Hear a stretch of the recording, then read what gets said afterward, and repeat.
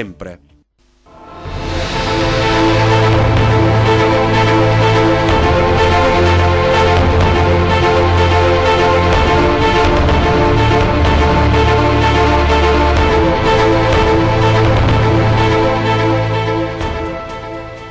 Telespettatori, ben ritrovati a Storie di Famiglia. Questa sera parliamo delle persone anziane che sono un vero e proprio patrimonio.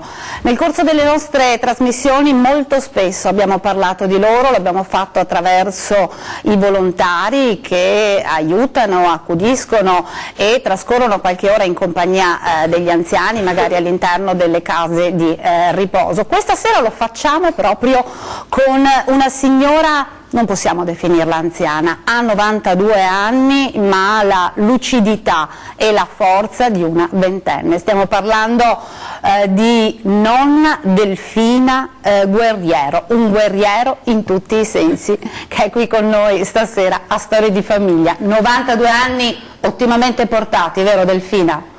Fino adesso sì. E con lei c'è anche la figlia Giancarla Zuliani. Buonasera anche Buonasera. alla nostra Giancarla.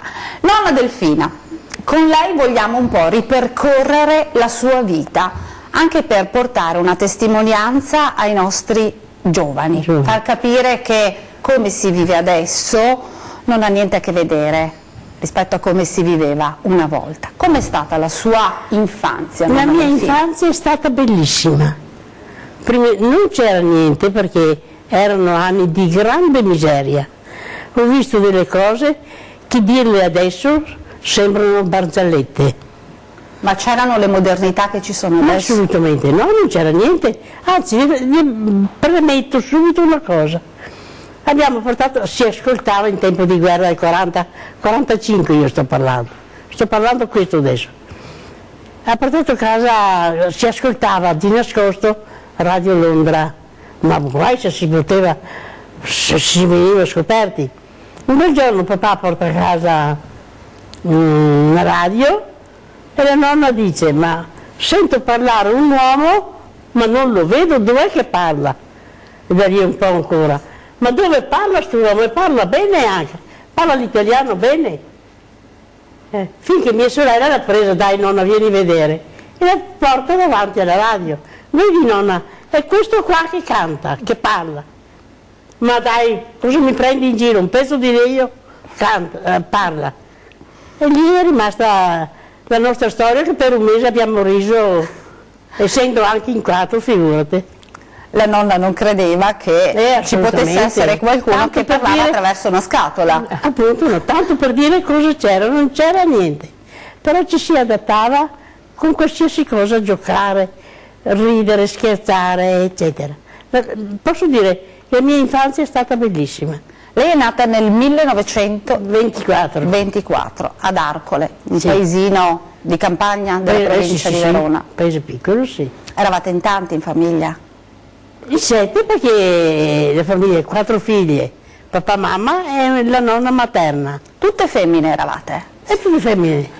È andato bene papà, perché quando c'è stato l'arrivo della guerra nessuno è Il fratello partita. di papà, 6 maschi. 4 femmine. E andavate d'accordo? Ma d'accordissimo. Quando eravamo a tavola, che veniva fuori qualche parola, bastava che ci guardassimo una con l'altra. Cominciavamo la scena e dovevamo scappare fuori. Ci racconti un po', Delfina. Lei è andata a scuola? Fino alla quinta elementare, perché dopo non ce n'era. Per andare alle medie bisognava fare 14 km in bicicletta, strade non asfaltate, pozzanghere per strada. Chi me lo faceva fare andare 14 km in bicicletta d'inverno, che casa mia stava così bene? Casa mia era un paradiso, chi me lo faceva fare? Allora gli dirò di più. Mia mamma cosa ha fatto? Siccome che la mattina passava un maestro da un paese vicino e passava davanti alla nostra casa, alla nostra osteria, e se era pronto chiamava vedeva mia mamma e diceva: signora, è pronto lo scricciolo? Lei sarebbe stata lo scricciolo, perché era l'ultima delle 4 sorelle, vero Delfina? Sì, l'ultima. E voi avevate un'osteria, quindi i suoi genitori avevano un'osteria lì in paese? Sì, sempre avuta. sì, fino agli anni 55-60. Finché sono ritirati per anzianità. Tanto è vero che la ricordo benissimo anch'io, io andavo in vacanza sempre dai nonni d'estate, quindi per me era un punto di riferimento, quindi tutto quello che dice lei in parte, in maniera magari diversa, però perché già le cose dopo la guerra sono completamente cambiate, però alcune cose c'erano ancora, insomma, e quindi potevo vedere, la nonna era bravissima come cuoca, quindi era anche molto conosciuta in paese, perché alla domenica andavano, facevano esatto, sì, tutte queste cose che facevano in quegli anni, insomma. Comunque ripeto, non avevamo niente, perché non scherziamo giocattoli. Mi ha portato a casa una volta una bambola mia mamma da Verona, città, di porcellana piccolita così, sarà stata 30 cm. Mi sembrava di aver avuto Gesù bambino. E come vi divertivate? Con niente, ma ero più bottoni, con... Vuoi che vi dica la... allora usavano le gazzose in bottiglie di vetro. E voi ne avevate perché avevate l'osteria? Certamente no, le cassette con le bottiglie eccetera. Sì. E si schiacciava una palla, sopra all'apercuccio c'era una palla, si schiacciava, pensa che polizia, si schiacciava dopo la polvere e andava nella gazzosa. E io mi rompevo parecchio per tirare fuori le palline, no? E questo era il suo divertimento? Con quelle giocavano. Con stupidate, si andava a scuola e si giocava. E quali altri giochi c'erano? Giocare a nascondino la sera, giochi ma stupidelli dico. E la sera come ci si divertiva, come si passava il tempo? Beh, noi finché eravamo piccoli specie si giocava fuori, sono andato qui in osteria la sera. I suoi genitori, lei li ricorda con tanto affetto? Tanto, tantissimo. Io ancora adesso parlare di loro mi commuovo. Immagino. Dopo 45 anni. Sì.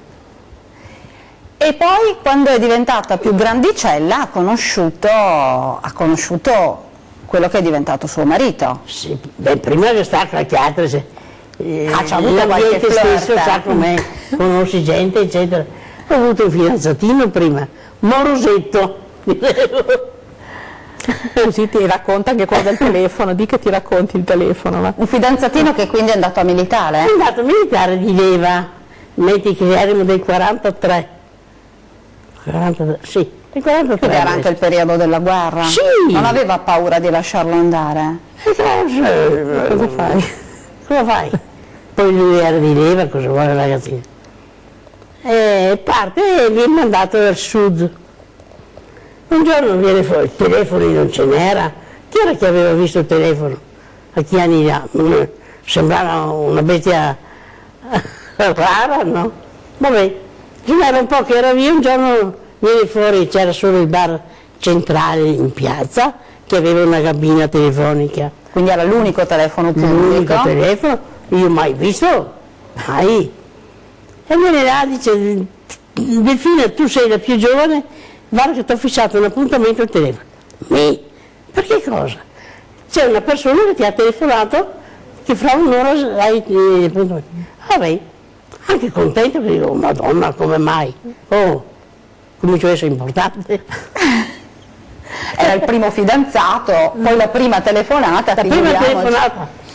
E vado, mi dice, vai in cabina che adesso ti passo la comunicazione. Pronto, parla, mi dice, pronto, non risponde nessuno. Ma la signora del bar non le ha detto? Aspetta, mi dice la signora, ma è impossibile, guarda che io sento. E dopo si decide, dal banco, che c'era pochi metri, dal banco alla cabina, viene là e vede che ora la cornetta a rovescio, al contrario. Non ti dico cosa salta fuori dopo. A differenza di adesso che immagino avrà anche il cellulare lei, nonna Delfina? Beh, forse sì. L'abbiamo vista che lo usa e lo sa anche usare molto bene, molto bene. Quindi questa è stata la prima esperienza con questo fidanzatino, ma com'è stato l'arrivo del fidanzatino in casa? Dicono che i nonni una volta fossero molto severi. Ma con l'osteria, cioè venivano lì per forza o no? Quindi suo papà l'ha lasciato andare? No, con l'osteria venivano lì per forza no? Non c'erano problemi, si fidava di lei? Sì, dai. Allora, adesso ci fermiamo, nonna Delfina, e dopo nella seconda parte cercheremo di capire come è stato il primo incontro con Bruno, quello che poi sarebbe diventato suo marito e il padre della nostra Giancarlo. A tra poco con Storie di Famiglia.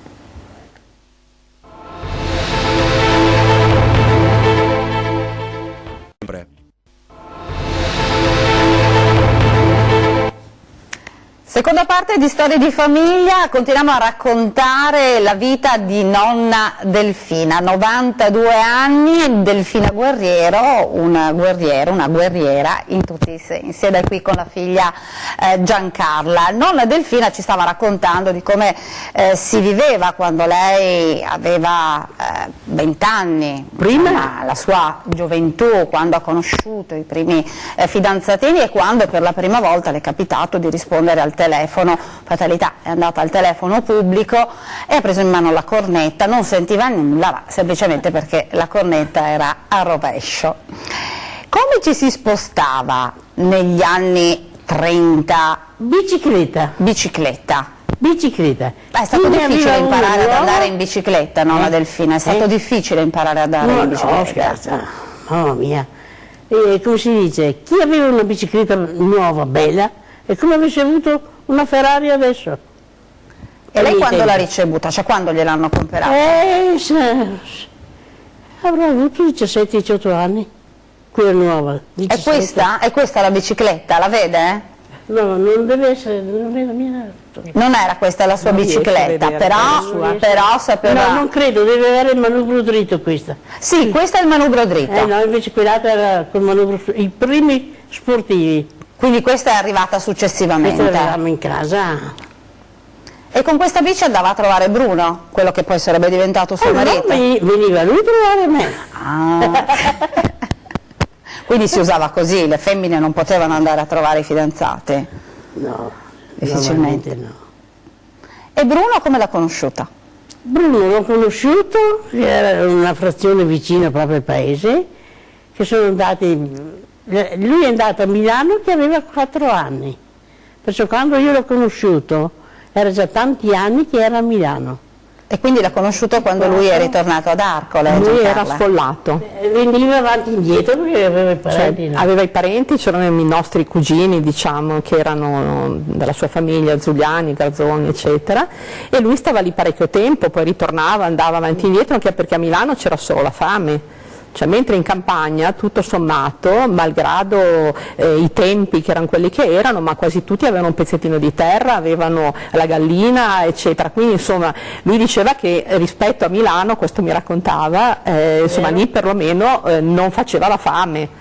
Ecco, poi ci sono degli aneddoti che a Milano non c'era nulla, cioè c'era la tessera annonaria dove davano quel tot di pane per ogni persona e pochissime cose altre, insomma, quindi davvero era un momento in cui facevano la fame. Allora lui quando andava dai cugini le pareva di essere quasi, di star benone, insomma, ecco, e quindi così si sono conosciuti. Quindi le cose si sono un po' girate, adesso magari si vive meglio in città rispetto a quello che si vive in campagna. Una volta invece in campagna c'era comunque di che vivere perché la terra ti dava una mano. Cos'è che si mangiava a casa sua Delfina? La mamma era bravissima perché con niente faceva dei mangiarini stupendi, comunque niente di eccezionale, roba di verdura senz'altro, verdura, ci portavano la verdura che trovavano. Le uova erano preziose una volta. Maria Santissima, sa cosa davano per pietanza nelle famiglie? Mezzo uovo a testa. Mezzo uovo a testa. E l'uovo era diventato come una moneta, come un mezzo di baratto. E tanti poveretti, qualcuno, non tutti perché come adesso sappiamo che c'è l'alto, il basso, il mezzo, eccetera, del benessere. Qualcuno aspettava che la mattina andavano a vedere in giro se le galline avesse fatto un uovo o 2. Mandavano subito il ragazzo, mi è capitato anche a me, di essere dentro il negozio e venire, ci conosceva tutti, sapevo chi era, con un uovo o 2, con una bottiglietta così, 2 uova di olio. Quindi in cambio di 2 uova davano 2 dita d'olio. Sì, per modo di dire, erano 40 centesimi di uova, 40 centesimi di olio. Adesso io ho detto una cifra, certo. Questo era. Non tutti, ma qualcuno c'era, sa. Per questo che dico, a dirlo adesso, sembrano bacianate. Alcune cose le ricordo ancora io in paese, perché effettivamente c'era questa cosa, che andavano in negozio, avevano i libretti, cioè quindi pochissimi soldi, e c'era proprio questo baratto, cioè nel senso uova o materie prime, la farina, quindi anche molto avanti rispetto alla guerra. Assolutamente. Adesso, dunque anche negli anni 50, che ricordo io, 50-55, questa era ancora la realtà. Delfina, ma è proprio... e Bruno quando ha chiesto la mano al suo babbo, com'è andata? Com'è stata? Se lo ricorda? Mi ricordo una volta che mia mamma mi mandava mari infiniti, tu sai questo, prendo per fare i torsoli, per fare le brace, per cuocere il dolce. Loro non c'erano mica i forni, bisognava fare le brace, c'era come posso dire, i tegami apposta con le zampette, si metteva le braccia sotto, le braccia sopra. Sì. Beh, insomma, la mamma mi mandava su a prendere sempre chi erano sui fienili, perché avevamo una casa molto grande. E io brontolavo, no, dicevo, sempre me mandi, sempre. E ho sentito un giorno che venivo dal fienile, da quello magari, e c'era, tu eri lì vicino, eri piccolina, no, questa è un'altra roba, scusa. E ho sentito mia mamma che diceva, Bruno, io ho 4 figlie, la meglio di tutti deve essere presa lei, perché pare che sia cattiva, dice sempre di no, ma è la prima che corre. Queste sono le parole che mi ricordo tanto. Quindi lei era la più coccolata sicuramente in famiglia, se non altro perché era la più piccolina, vero Delfina? Sì, ben d'accordo. Tra tutte le sorelle. Sì. E com'è stato il giorno del vostro matrimonio? Si è sposata in macchina? Com'è andata? In macchina? A piedi, tesoro? A piedi? Maria Santissima. Allora, Tutti in corteo. Questo che cos'è? Il corteo del vostro matrimonio? Sì. Quindi lei è davanti con suo marito, con Delfina? mio papà? Ah, quello è il suo babbo. Sì, lo vedo un po' che sono qua. Sì, babbo, E babbo, tutti i parenti dietro. E continuiamo, già pronti per andare in chiesa, che avevamo la strada dritta, perché l'osteria, infatti. Arcole è l'unico paese che la chiesa non è in centro, in piazza, è in disparte, è l'unico paese. E invece voi avevate l'osteria in centro. Comunque eravamo pronti per andare, eccoli là. Questo è mio papà. Non si poteva andare perché c'era Pippo che girava. E chi era Pippo? L'aereo, cara, che girava giorno e notte. Il bombardiere. Quindi lei si è sposata durante il periodo della guerra? Sì, mi sono sposata al 4 aprile del 45, la guerra è finita il 25. Quindi poche settimane prima. Sì. 15 giorni. E com'è stato il suo viaggio di nozze? Questa è un'avventura, cara. Cosa è successo? Sembrano storie. Adesso si prende l'aereo e si va dall'altra parte del mondo. Adesso macchine e tutto.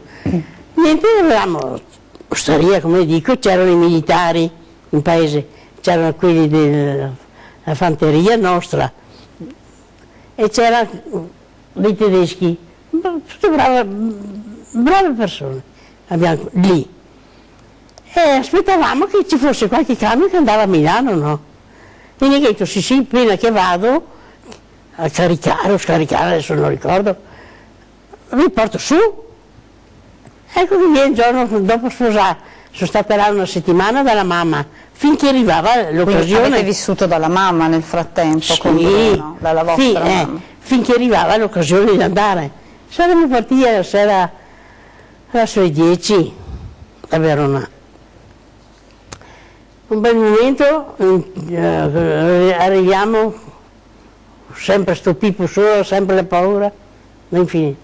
Un bel momento mi fermano i tedeschi, Mitre arma. Ma quindi era salita nel camion, nella motrice lei, assieme all'autista e a Bruno? Qua era l'autista, qua era sentata, non mi ricordo se era la mamma, penso che fosse mia mamma, perché è venuta su anche lei quella sera. E io ero seduta in mezzo, che era un coso così, sto sentata così tutto. Un viaggio di nozze un po' roccambolesco, vero? Figura. E quindi siete stati fermati a questo posto di blocco? Arma in pugno, guardai i documenti, bene, potete andare, e siamo andati. Non arriviamo più, cioè, perché non so perché, come mai facciamo tutte strade. Sì. A parte perché si ha paura, no? Senza luci. Insomma, alle 6 sento suonare una sirena. Madonna, ho detto Bruno, cos'è sta roba? Ah beh, che adesso lo sentirai sempre, questa è la sirena che chiama gli operai del primo turno. Perché nel frattempo eravate arrivati a Milano, a Sesto San Giovanni, sì. Perché Sesto e San lì Giovanni. avevamo trovato casa, sì. Giancarlo. Certo, Sesto San Giovanni oltretutto è una città industriale, quindi c'era la Falck, la Breda, la Pirelli, la Magneti Marelli, quindi era un continuo, cioè la tua vita era davvero scandita con l'orario dei turni della fabbrica. Quello è stato il mio viaggio di nozze. E lì poi avete vissuto a Milano per quanto tempo, Delfina, con Bruno? 32 anni. E lì è nata anche Giancarla, naturalmente. Anche Alessandra è nata a Milano. Sì. La vostra nipote, Alessandra, che salutiamo naturalmente, non è qui, però è stata proprio Alessandra che ci ha parlato di nonna Delfina. E ho detto, io la voglio conoscere, nonna Delfina. E così, l'ho conosciuta io, adesso lo facciamo conoscere anche ai nostri telespettatori. Ora ci fermiamo, nonna Delfina. Sì, cara. Giancarla, per un'altra breve pausa di pubblicità e poi cercheremo di capire come si vive adesso e cercheremo anche di fare un confronto. Sappiamo che adesso lei ha una vita molto autonoma, e dobbiamo dire, Dal giorno alla notte. dal giorno alla notte, e cercheremo di capire come si è adattata a queste modernità. A tra poco con Storie di Famiglia.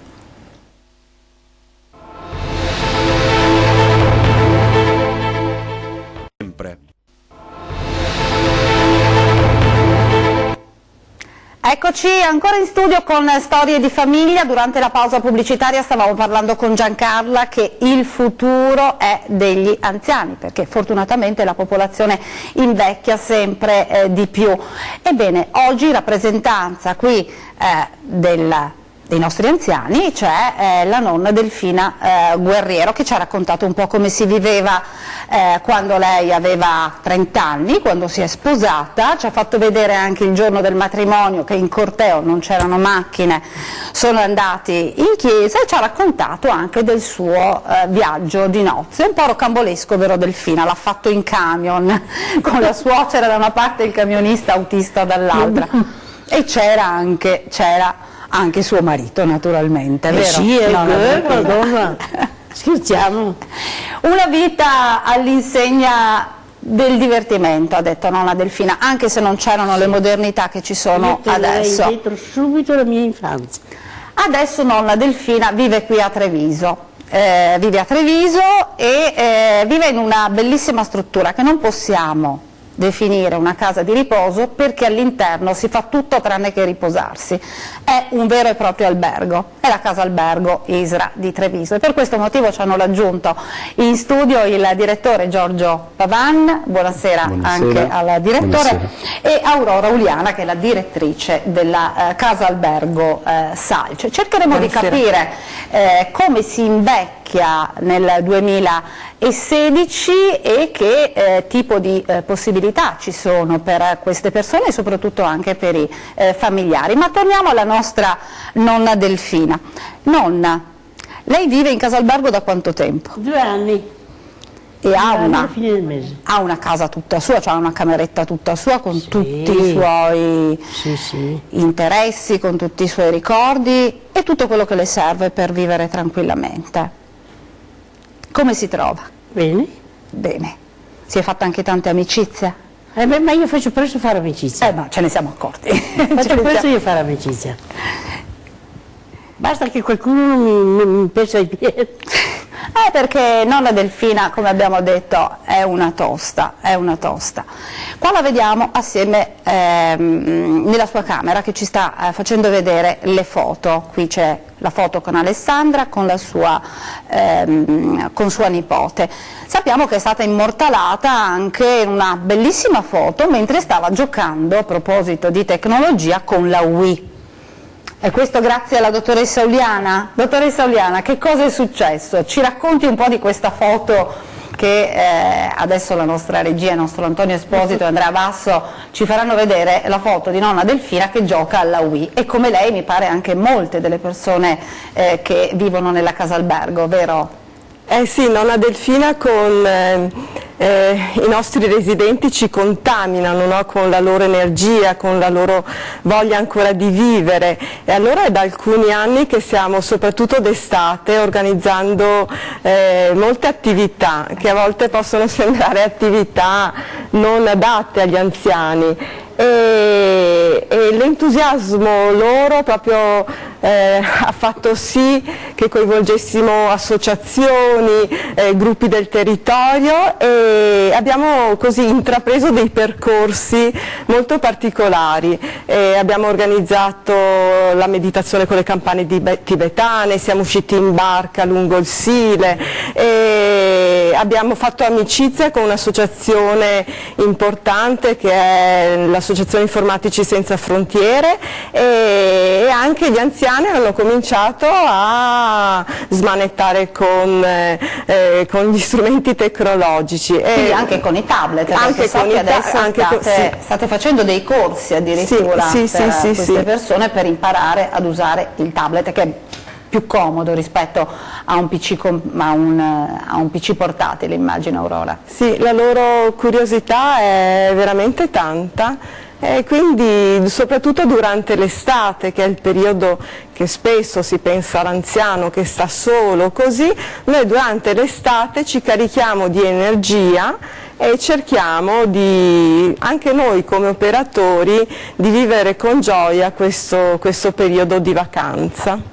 Giancarla, lei ha accompagnato in questa scelta nonna Delfina, si è informata prima? Sì, mi sono informata, oltretutto cioè, il discorso era: o prendi una persona a casa o ti abitui a vivere con qualcuno, altrimenti bisogna trovare una situazione di altro tipo, e quindi con la mamma abbiamo visto che probabilmente valeva la pena di provare. E quindi ha cominciato, ha fatto il primo colloquio, e poi, vedendo anche tutte le attività che in casa albergo avevo visto in internet, avevo guardato, e conoscendo la socialità e il bisogno di compagnia della mamma, che nel frattempo usciva meno, poi non solo, le sue compagnie man mano morivano, cioè quindi le persone non c'erano più, oppure si ammalavano, non erano più in grado, e quindi non so, le sue compagnie da andare a giocare a carte, che andava in parrocchia a giocare a carte, non c'erano più le persone per condividere questa possibilità, e quindi man mano, diciamo, si era sempre più chiusa, non aveva più le compagnie, e questa soluzione secondo me per lei poteva andare bene. Quindi abbiamo fatto un primo passaggio per vedere se era compatibile anche per lei adattarsi, perché insomma è sempre stata una donna estremamente indipendente, e trovarsi a dover essere sottoposta ad orari, a condividere spazi eccetera, poteva anche non andare bene, e invece non solo l'ho presa bene, ma direi proprio sotto ogni punto di vista, anche da parte di chi è familiare, sa che la propria persona anziana è lì, non è sola, insomma, bene o male qualsiasi cosa sei avvisato, sei chiamato eccetera, e poi sono in compagnia, e questa è la cosa più grande. È un punto di riferimento sicuramente per questi anziani, oltre naturalmente agli operatori che lavorano all'interno della casa albergo, è il direttore Giorgio Pavan, che ha accettato di venire qui stasera a Storie di Famiglia. Direttore, abbiamo sentito il racconto di Delfina. Quanto è importante adesso per queste persone anziane continuare a vivere diciamo serenamente i propri anni della vita, che è una vita che, lo ricordiamo, può avere sicuramente tante motivi di soddisfazione ancora. Beh, diciamo in primo luogo ciò che è importante è che le persone siano consapevoli e autodeterminate. Noi non possiamo obbligare, ha fatto bene la signora a dire è importante capire se a mia mamma andava bene quella soluzione oppure no. E insomma questo è il primo elemento: non si può vivere una vita felice, diciamo così, se sei obbligata a soluzioni che non condividi. Quindi questo è un processo importante di rispetto e di accompagnamento che bisogna fare. Dopo un po' dipende dal carattere, però io credo che se combiniamo l'autodeterminazione in carattere e creiamo un ambiente che sia un ambiente nel quale una persona si sente a suo agio, perché nel caso della signora Delfina ad esempio è molto attiva, energica, eccetera eccetera, ma come diceva lei prima non è proprio una casa di riposo perché si riposa poco, però ecco una casa di questo tipo deve consentire a chi vuole fare tante attività di farle, a chi vuole riposarsi un po' di più di riposarsi, Ciò che è importante per me, insomma, l'ISRA ha 4 grandi strutture in Treviso, ci sono 850 persone che vivono da noi, sono tante queste persone anziane. Per noi ciò che è importante è dare un messaggio di positività. Da noi si viene per stare meglio di come si stava a casa. Se una persona deve venire da noi per stare peggio, è meglio che se ne stia a casa sua. Non andiamo in cerca di clienti in modo forzato. Deve essere una scelta di vita e deve poter stare bene. Per raggiungere questo risultato, con tutti gli stereotipi che ci sono, piuttosto di andare in casa di riposo, meglio morire, eccetera, eccetera, è una lotta controcorrente come i salmoni. Noi da questo punto di vista culturale andiamo proprio controcorrente e fa piacere che ci siano testimonianze di questo tipo, proprio perché vanno a cocciare contro uno stereotipo, cioè l'ignoranza di chi non sa. E allora tante volte noi incontriamo i familiari che per necessità si rivolgono a noi e quando ci conoscono, entrano, vedono tutto quello che c'è anche da un punto di vista dell'ambiente, dell'arredo, della cura, della gentilezza, del sorriso, eccetera, eccetera, dicono ma io non pensavo che fosse così. Allora mi sembra importante che noi creiamo le condizioni per quelle persone che in questa età possono avere qualche problema, no? Si ricordava, cioè, se una persona rimane vedova, dopo rimane un po' solo un po' alla volta e magari in un contesto isolato, c'è il problema della salute, c'è il problema della relazione sociale, eccetera, eccetera, io dico è arrivato il tempo per poter ragionare di vivere in una comunità. L'importante è che ci sia un processo di scelta personale, un po' alla volta, ci sia una prova con la possibilità anche di tornare indietro qualora non ci si trovi bene e accompagnare questo processo con la libertà di poter fare le cose che si ritiene di voler fare.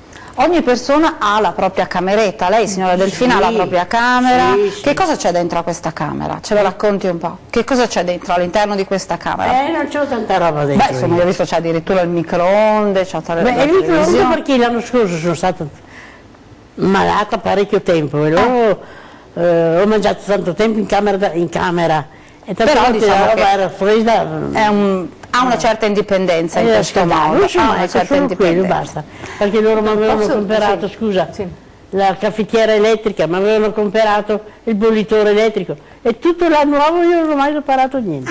Microonde sì, perché se mi capita che ho il caffè latte che è freddo me lo scaldo un minuto va bene. In maniera del tutto indipendente. Sì, Giancarlo. Quello che volevo dire è che mi è venuto, prima non l'ho detto, la cosa che mi aveva colpito tantissimo negli primi incontri con Aurora e con le persone, col personale di Casalbergo, era non solo la gentilezza, ma il modo molto amichevole di parlare alle persone, cioè sono tutte chiamate per nome, che è un modo per sentirsi a casa. Una grande famiglia. Mi ha molto colpito questa cosa, sì, cioè tutti, sia le persone che sono addette alle camere o che incontri nei corridoi, le assistenti sociali, le animatrici, le educatrici, eccetera, tutti chiamano per nome, quindi non è una persona X ma proprio col nome, quindi la cosa mi aveva molto colpito e volevo dirlo perché effettivamente è una cosa molto buona. Infatti all'inizio siamo andati da Elsa Cavallini, mi sono trovato da Dio, ho detto guarda che mai vista una è un'amica che ha trovato lì in Casalbergo, era l'assistente sociale, è diventata assistente sociale. Infatti dopo noi ci si vedeva, ci si abbracciava tutte le volte che l'abbiamo vista molto molto ben ambientata. Dottor Pavanda, una cosa che vi ha colpita quando appunto sono venuta lì all'interno della vostra Casalbergo, questa possibilità dei mini alloggi, che cosa sono? I mini alloggi, oggi abbiamo 32 mini alloggi che sono lì su Borgo Mazzini e sono dei piccoli appartamenti dove le persone vivono in completa autonomia. Su questa questione noi stiamo facendo adesso un grande lavoro, si chiama un termine un po' difficile perché è in inglese, ma insomma quando si usa lo smartphone, il tablet, insomma si può anche dire qua. Guardi che non ha Delfina è preparata, possiamo parlare tranquillamente in inglese. Guardi, abbiamo una serie di anziani in Casa Albergo che parlano in Skype con i figli perché a piano terra c'è il computer che si collega con il Canada, Germania, eccetera, eccetera, e allora in qualche maniera ci si collega così, ci si vede, no? E gli anziani, anche qui uno stereotipo che non possono apprendono, basta che siano motivati e siano messi nella condizione di poter apprendere. Stavo dicendo, noi abbiamo un grande stabile in Borgo Mazzini che è il vecchio Umberto I, una vecchia casa di riposo, sì, un bello stabile, e quello che stiamo pensando è di fare un progetto, è di realizzare un progetto che si chiama co-housing, vale a dire nuovi 45 appartamenti che si aggiungono con tutta una serie di spazi dedicati alle persone che abitano lì e dedicati a tutti quegli anziani, diciamo, o che sono nel processo di invecchiamento, che abitando fuori mura, ad esempio, abitano in case troppo grandi per poter essere mantenute, per poter essere pulite, con il giardino, con le spese, ma dopo altri due fattori importanti. Uno, la paura.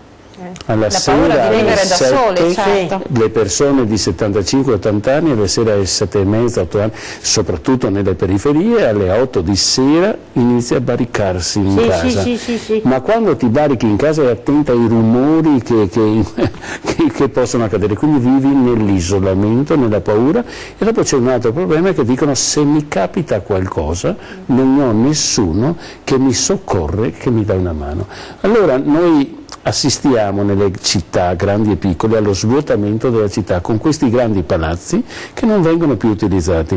Noi abbiamo questo Umberto I, un convento del Cinquecento, una cosa stupenda, ha visto anche la signora Delfina. Nell'interno, guarda, certo. è una cosa che e allora qui noi, l'ISRA ha un grande progetto che inizierà peraltro operativamente a giugno di quest'anno, proprio con i primi 11 appartamenti, un impegno grande, costa un impianto da 12 milioni di euro per capirci, quindi è davvero molto importante. Però importante. troveranno posto tante persone Però anziane. troveranno posto tante persone anziane. 45 nuovi appartamenti che si sommeranno ai 30, che si sommeranno alle 168 persone che abitano in Casa Albergo. Insomma, la garanzia che noi daremo in questo luogo è che chi viene da noi fa una scommessa sulla serenità. E poi cercheremo, guardi dottore, adesso purtroppo c'è la pubblicità che incombe, perfetto. Subito dopo la pausa pubblicitaria torneremo in studio con le interviste che abbiamo raccolto proprio ad alcuni di questi anziani che vivono in questi mini alloggi, che sono delle case tutte per tutto autonome, dove loro vivono naturalmente e possono anche una piena libertà. Esatto, portare in casa anche i propri parenti, i propri nipotini. Certo. Ci fermiamo per una brevissima pausa di pubblicità.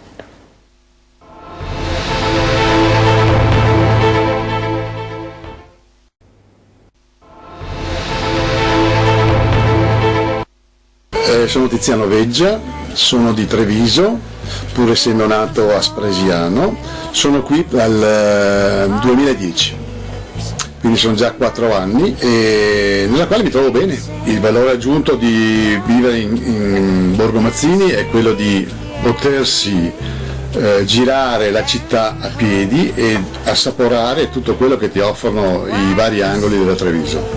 Ma in Isra io usufruisco di parecchi servizi, tra cui il medico, con il quale ho instaurato anche un rapporto di amicizia, perché serve anche l'amicizia quando vai da un medico. Poi problemi di fisioterapia li risolvo sempre all'Isra e poi ho dato anche la mia disponibilità come volontariato per qualche cosa di cui possono aver bisogno l'Isra.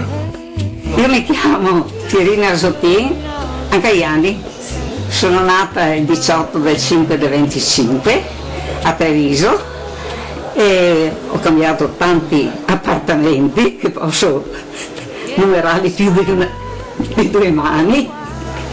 Finalmente ho trovato quello giusto per me, per essere indipendente dai figli, e qui mi trovo molto bene. perché sono con loro sempre seguita e faccio tante cose, faccio ginnastica, faccio disegno, vado a tutte le, se posso vado a tutte le organizzazioni che fanno, insomma. Qua in città mi trovo molto bene perché ho tutte le mie cose, sono i supermercati, il mercato, c'è tutto, non manca niente. Io mi trovo molto bene in questo piccolo alloggio, però ci vorrebbe cucina e un po' di camera.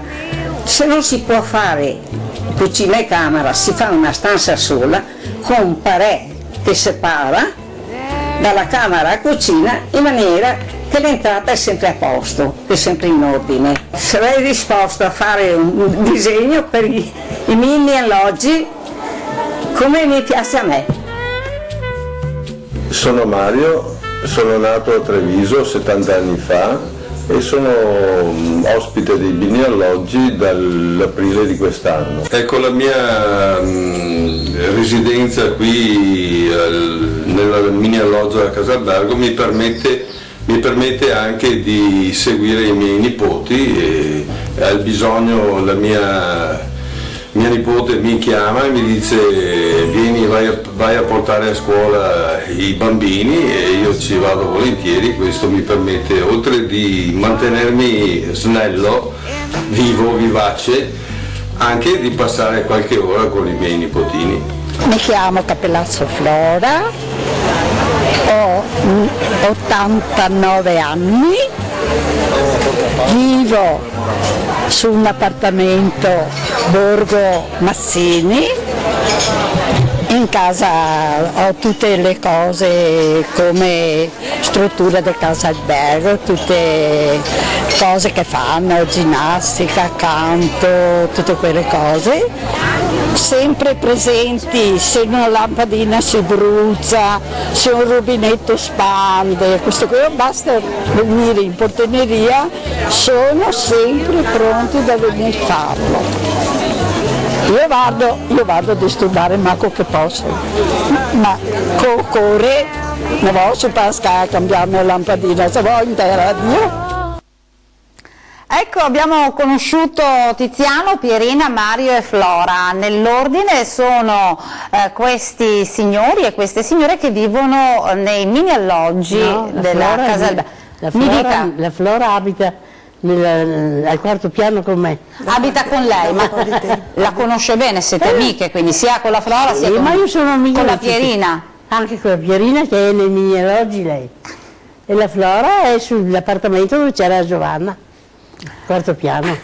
Le abbiamo viste ben arzille, direttore.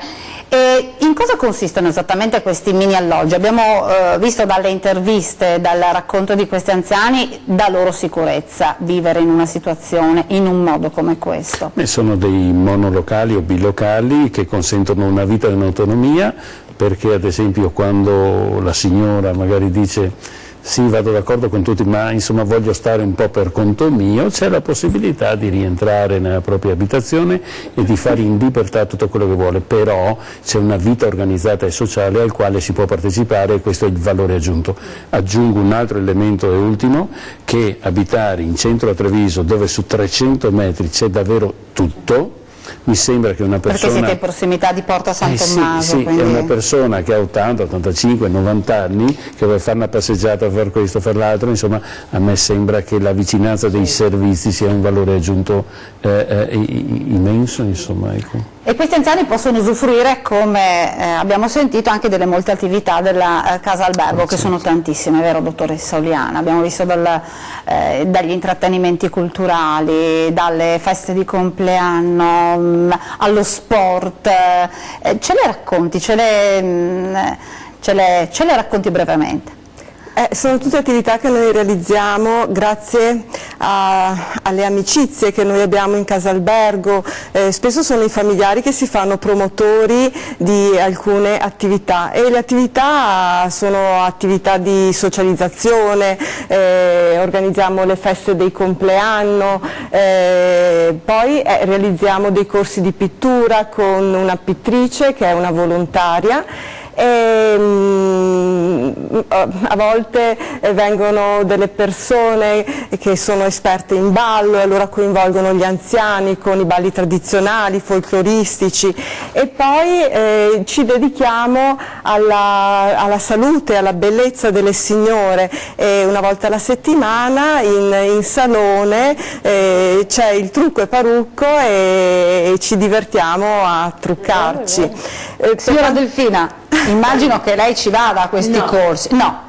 Però lei è sempre bella preparata, con il rossetto, la vedo. No, lei ha molta cura e mi fa molto piacere, perché io sono convinta che anche questo aiuta a star meglio. Guarda, c'è mia figlia che può dire, da quando sono qua non più pitturare le unghie. Vero? Da quando sono qua. Però a lei piace sempre essere in ordine. Ho sempre avuto le unghie pitturate. Da quando sono qua non le ho più fatte. Però il corso di Wii e di tablet lei non se li perde. Tablet no. No, tablet no. No. Quindi ci stava raccontando, dottoressa Uliana, che appunto ci sono anche i momenti di beauty farm per queste persone, per i nostri anziani della casa albergo, ma anche i momenti di cultura. I momenti di cultura, realizziamo delle mostre, abbiamo avuto anche delle persone importanti che sono venute a presentare alcuni eventi e anche delle attività sportive. La signora Pierina ha partecipato a, mi sembra, palestramente. Delfina è una signora. La Pierina tutto. Ha mai visto i quadri che ha fatto a casa? Me li ha fatti vedere un giorno, mi ha tirato dentro il suo appartamento. C'è una busta così grande, tutti i quadri che ha fatto lei, roba neanche da credere.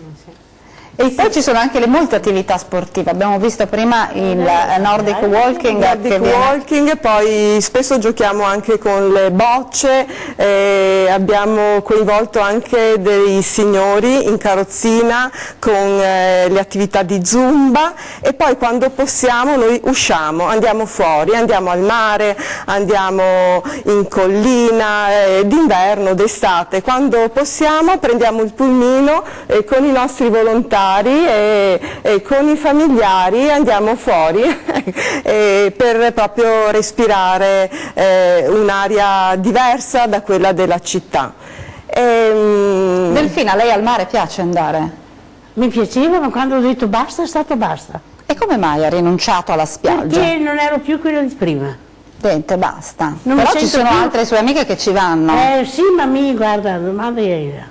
Niente, Giancarlo. Lei può dire, io ho detto basta e basta. È come per lo smalto, è come per lo smalto. Bravo. È la stessa cosa. Lei è una che decide e quando decide.